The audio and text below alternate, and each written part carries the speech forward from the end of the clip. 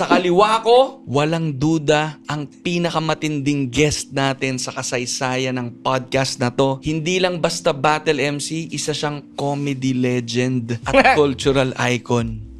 Isang walking punchline na may PhD sa patawa, isang dalubhasang kayang gawing quotable ang kalokohan, at isang makata ng kabalbalan na nagsisilbing bukal ng linyahan ng sambayanan.